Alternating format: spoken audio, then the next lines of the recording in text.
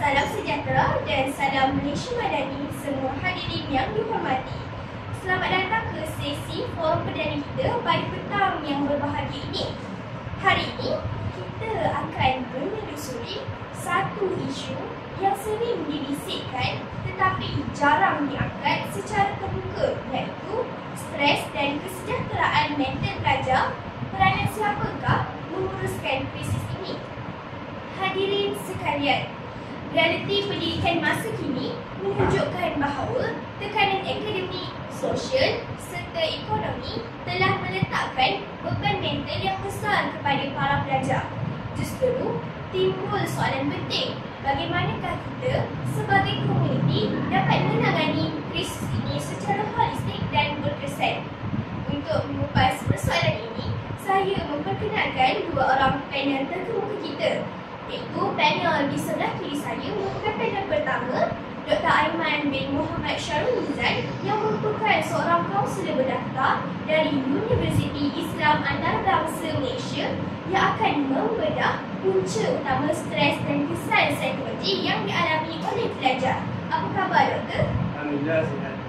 Alhamdulillah. Seterusnya tidak lain tidak bukan panel yang berada di sebelah kanan saya merupakan panel kedua, iaitu saudari Aisyah Damia binti Muhammad Khairi yang merupakan seorang aktivis community builder dari Yayasan Sukarelawan Siswa Malaysia yang akan berkongsi solusi praktikal dan membincangkan peranan institusi pendidikan dan masyarakat pada hari ini. Dan saya, Aisyah Husna binti Muhammad Hisham, selaku moderator pada hari ini. Dengan segala hormatnya, saya menjemput panel yang pertama, iaitu Dr. Aiman untuk memberikan definisi yang jelas tentang stres dalam konteks pelajar serta cara-cara untuk mengenal pasti punca-punca utama yang mendominasinya. Silakan, Doktor. Terima kasih Puan Pengurusi yang saya kira cukup bervisi pada hari ini. Salam hormat juga buat sahabat saya di kursi panel yang kedua, serta hadirin hadirat sekalian yang saya muliakan. Hadirin sekalian, sebelum saya pergi lebih jauh, saya ingin mengajak kita semua untuk merenung satu statistik yang amat membimbangkan.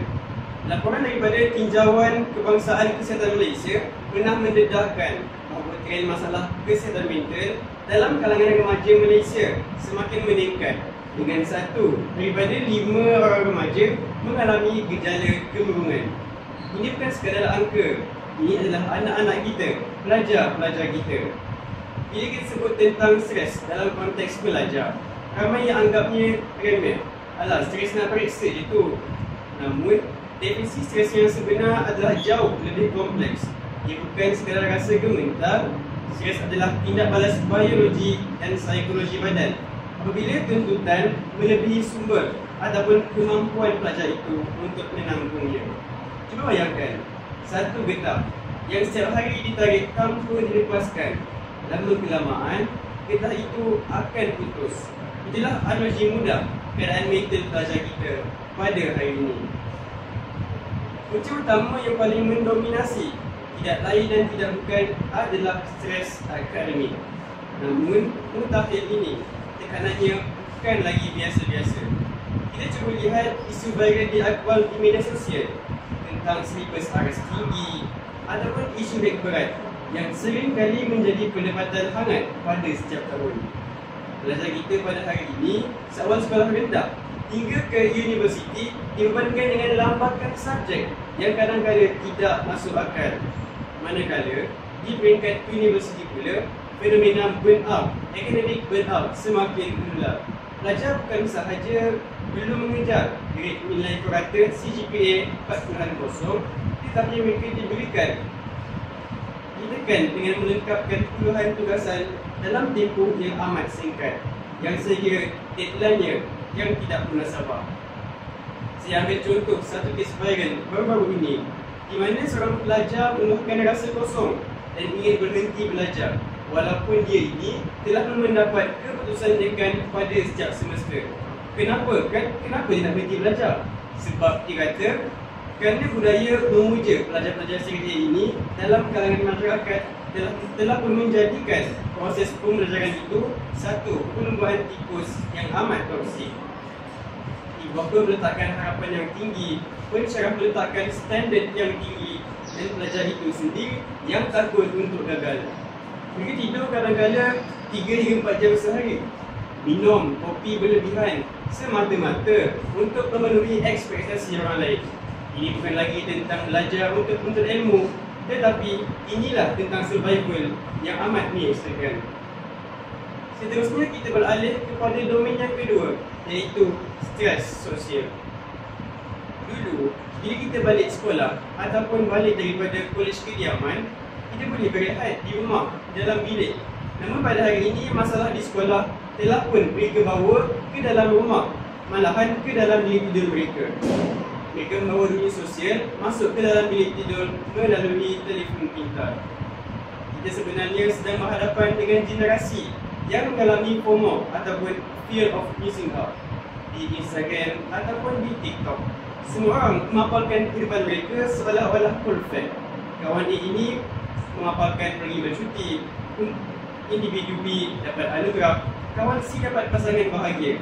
Pelajar yang sedang duduk di bilik asrama sedang akan segera akan mula membandingkan diri mereka. Rasa insecurity ataupun rendah diri akan makan jiwa mereka secara senyap. Lebih parah lagi, isu buli cyber. Ada pelajar yang dipulaukan di grup WhatsApp kelas ataupun dimalukan di media sosial hanya kerana satu persahabat yang kecil. Tekanan untuk sentiasa kelihatan cantik, bergaya dan terpaling hijau di media sosial sebenarnya amat memenatkan. Hadirin sekalian, jangan kita lupa, kesunyian juga adalah salah satu bentuk stres sosial. Walaupun pelajar ini ada 1000 kawan di Facebook, realitinya ramai yang masih berasa sunyi dan tiada tempat untuk mengadu secara fizikal akan masalah mereka. Akhir sekali, punca yang ketiga yang ingin saya tekankan, yang saya lepas pandang adalah stres, persekitaran dan kewangan. Dia tak boleh nafikan realiti ekonomi semasa. Ramai pelajar kita yang tertekan bukan sebab tak pandai belajar, tetapi sebab perutnya lapar. Maklumlah pada hari ini, kos hidup semakin meningkat, sewa rumah mahal, harga makanan di kafe pun semakin meningkat. Saya pernah terbaca luahan pelajar di laman luahan Universiti Tempatan, di mana ada seorang pelajar ini terpaksa untuk ikat perut semata-mata untuk membeli data internet untuk buat tugasan atas harian. Oleh itu, bagaimana otak kita nak berfungsi dengan baik jika nutrisi asas pun tak cukup? Selain itu, persekitaran rumah yang tak kondusif, ibu bapa bergaduh ataupun tiada ruang privasi untuk belajar, turut menyumbang kepada tekanan yang kronik. Bagi pelajar yang berasal daripada golongan P40, tekanan untuk cepat habis belajar dan bantu keluarga adalah beban yang amat berat untuk mereka pikul pada setiap hari.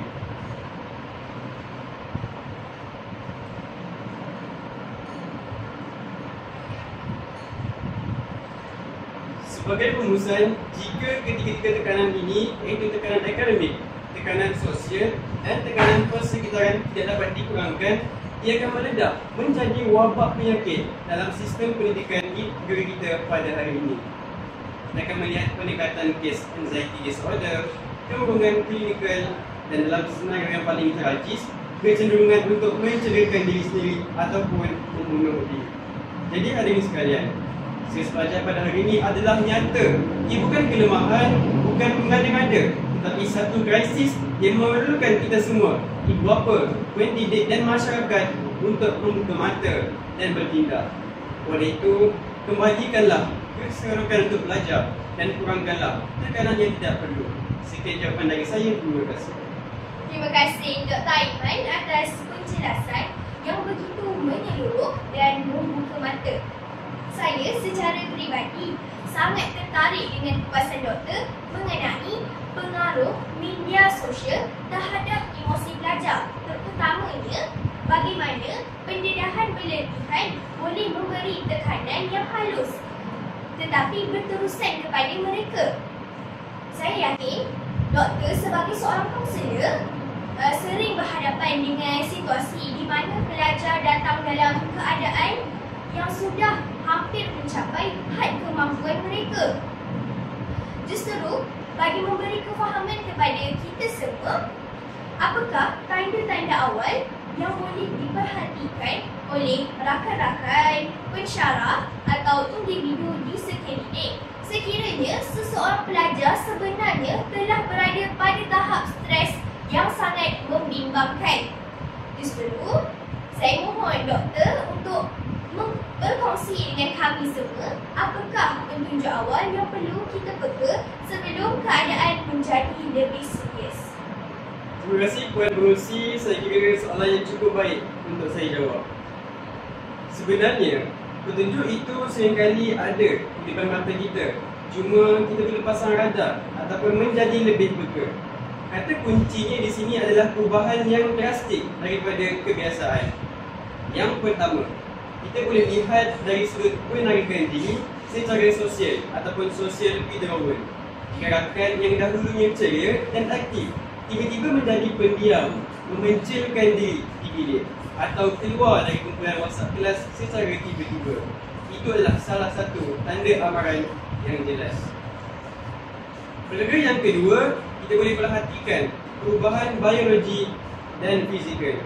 Wajah mereka yang tertekan ini mungkin sentiasa kelihatan lesu dan tidak bermaya, ataupun berlaku perubahan berat badan yang ketara, sama ada hilang selera makan ataupun mereka akan makan secara berlebihan untuk mengurangkan stres mereka ini.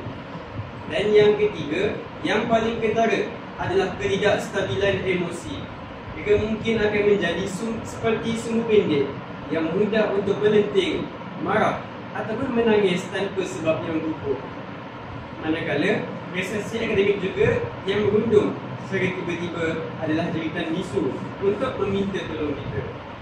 Jadi, jika kita nampak tanda-tanda ini, janganlah kita menghukum ataupun menjauhkan diri kita. Malahan sebaliknya, kita perlu beranikan diri untuk bertanya dengan sapaan yang mudah. Seperti, saya lihat awak lain macam belakangan ini. Awak okey? Dengan nada ikhlas. Sebenarnya sapaan kita yang cukup mudah ini cukup untuk menjadi talian khayal bagi mereka yang sedang lemas dalam emosi diri sendiri.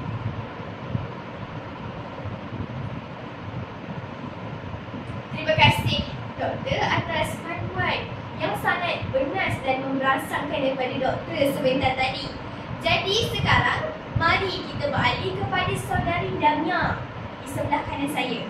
Jadi setelah kita fahami punca dan kesan sebentar tadi, apakah langkah-langkah proaktif yang harus kita ambil bagi menangani krisis stres ini? Silakan saudari Damia. Terima kasih kepada Tuan Pengerusi dan tahniah saya ucapkan kepada panel 1 yang telah berjaya memetakan lanskap stres pelajar dengan sangat jelas. Hadirin sekalian, isu stres dalam kalangan pelajar bukan lagi perkara remeh atau perkara yang boleh dipandang ringan. Ini bukan lagi isu ada dah pelajar stres. Tidak, ini adalah isu yang menuntut tindakan segera, bukan sekadar simpati. Dan pada hari ini, saya ingin membawa perspektif bahawa tanggungjawab mengurus krisis serta pelajar tidak boleh diletakkan pada satu pihak sahaja. Ia mesti dipikul secara kolektif oleh institusi pendidikan, komuniti, rakan sebaya dan ibu bapa. Pertama, dari sudut institusi pendidikan, universiti dan sekolah memegang peranan yang paling dekat dengan kehidupan pelajar dan di sinilah asas kesejahteraan pelajar dibentuk. Selama ini, kita terlalu menekankan budaya kecemarangan iaitu kerja A, kerja pointer, kerja ranking sehingga lupa bahawa pelajar juga mempunyai had emosi dan keperluan psikologik. Sebab itu, kita perlu membina budaya kesejahteraan yang mengutamakan keseimbangan antara pencapaian akademik dan kesihatan mental. Institusi perlu mengintegrasikan model kesihatan mental dalam kurikulum, menyediakan perkhidmatan kaunseling yang mencukupi dan mudah diakses tanpa stigma serta menawarkan fleksibiliti akademik untuk pelajar yang sedang menghadapi krisis atau trauma. Selain itu, pensyarah perlu dibekalkan latihan asas untuk mengenal pasti tanda awal stres kerana mereka lah individu yang pelajar jumpa setiap minggu. Dengan latihan empati, pensyarah boleh menjadi barisan pertama yang membantu pelajar sebelum keadaan menjadi lebih serius. Dan yang kedua, ialah peranan komuniti dan rakan sebaya. Kita semua tahu bahawa pelajar lebih cenderung meluahkan perasaan mereka kepada kawan sebelum mereka mendapatkan bantuan profesional.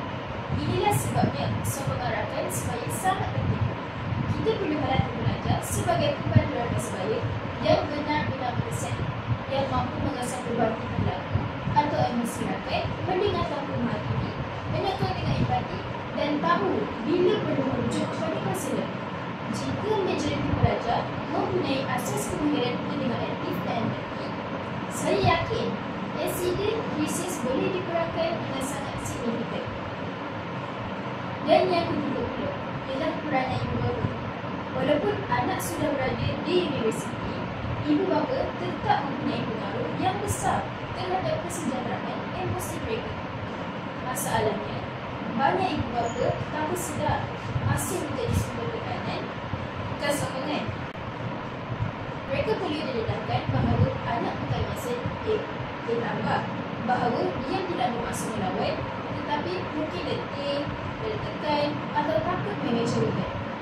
Ibu bapa harus diajar untuk mewujudkan ruang komunikasi tanpa syarat, mendengar dahulu sebelum menasihati dan memberi ruang kepada mereka untuk gagal.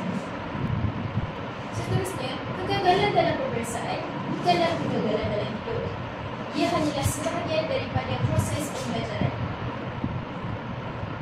Kesimpulannya, penyelesaian kepada isu stres belajar bukan semata-mata dengan menambah bilangan kaunselor, walaupun itu memang penting, tetapi lebih kepada pembinaan sebuah ekosistem sokongan yang utuh. Ekosistem yang melihat pelajar sebagai manusia terlebih dahulu sebelum melihat mereka sebagai angka, ranking dan pencapaian. Ekosistem yang menyeimbangkan akademik sosial dan kesihatan mental.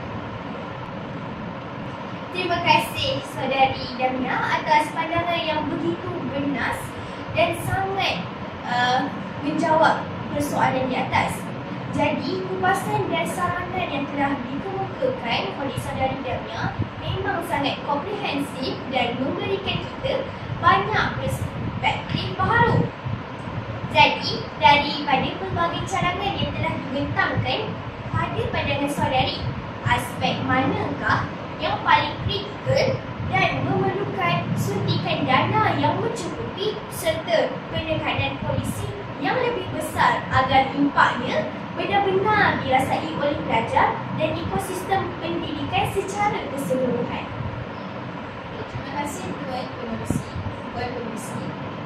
Walaupun semua aspek ini penting, saya ingin menegaskan bahawa pengukuhan perkhidmatan rasmi profesional di institusi perlu diberikan perhatian yang sangat serius.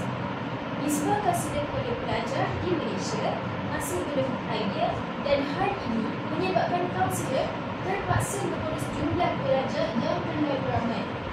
Bila kaunselor terlampau terlibat, sesi kaunseling yang sepatutnya mendalam terpaksa dilakukan secara ringkas dan permukaan sahaja. Maka, institusi perlu menambah bilangan kaunselor profesional, menyediakan dana untuk latihan, empati kepada semua staf dan upayakan pensyarah sebagai mata serta telinga pertama dalam mengenal pasti pelajar yang berisiko dalam hal ini. Dengan sistem kaunseling yang kukuh dan terlatih, barulah wujud persekitaran yang benar-benar selamat, menyokong dan memahami keperluan emosi pelajar.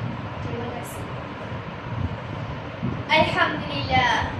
Hadirin sekalian, kita kini berada di penghujung forum yang penuh dengan ilmu, renungan dan kesedaran yang amat penting. Sepanjang sesi ini, kita telah bersama-sama mendengar kupasan yang begitu bernas daripada kedua-dua panel hebat yang berada di sebelah kanan dan sebelah kiri saya ini. Sebentar tadi, Dr. Aiman telah membawa kita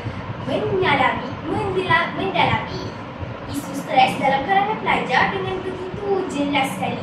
Beliau mengupas bagaimana tuntutan akademik yang semakin kompleks, tekanan sosial yang tidak pernah reda, Tekanan sosial yang tidak pernah reda ditambah pula dengan cabaran persekitaran yang kian mencabar mampu membentuk satu beban emosi yang berat bagi para pelajar kita. Penerangan beliau sebentar tadi telah mengingatkan kita bahawa stres bukanlah sesuatu yang boleh dipandang ringan. Ia boleh melarat, memudaratkan dan akhirnya menjejaskan kesihatan mental jika tidak ditangani dengan betul. Tidak ketinggalan juga saudari Damia di sebelah kanan saya telah memberikan kita satu rangka tindakan yang sangat komprehensif dan penuh keprihatinan. Beliau menekankan kepentingan membina budaya kesejahteraan di sekolah dan institusi pendidikan. Jadi, di sekolah dan institusi pendidikan bukan sekadar untuk meraihkan kecemerlangan akademik semata-mata, tetapi turut memberi ruang kepada keseimbangan emosi dan sosial.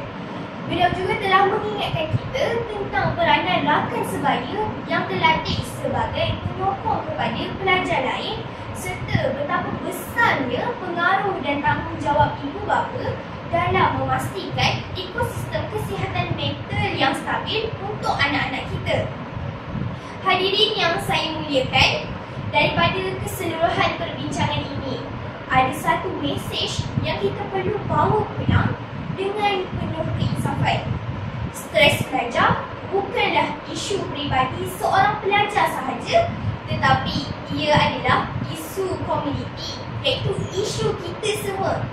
Jadi kesejahteraan mental tidak boleh dipikul untuk seorang diri kerana ia sangat memerlukan kerjasama, kefahaman dan empati daripada seluruh ekosistem termasuk guru-guru, ibu bapa, rakan sebaya dan masyarakat keseluruhannya. Jadi, jika kita benar-benar ingin melihat generasi yang cemerlang bukan sahaja pada akademiknya tetapi juga pada jiwanya, maka kita perlulah sama-sama menjadi penyokong, pendengar dan penggerak yang aktif. Jadi, marilah kita melangkah keluar dari forum ini dengan komitmen baharu, iaitu untuk membina ruang yang lebih penyayang, lebih memahami dan lebih selamat bagi setiap pelajar. Sebagai penutup, izinkan saya mengungkapkan sebuah pantun. Hijau-hijau si daun pandan, tumbuh segar di tepi perigi. Jika kesejahteraan bersama dijaga, generasi bahagia pasti terbina nanti. Burung merbah di hujung dahan,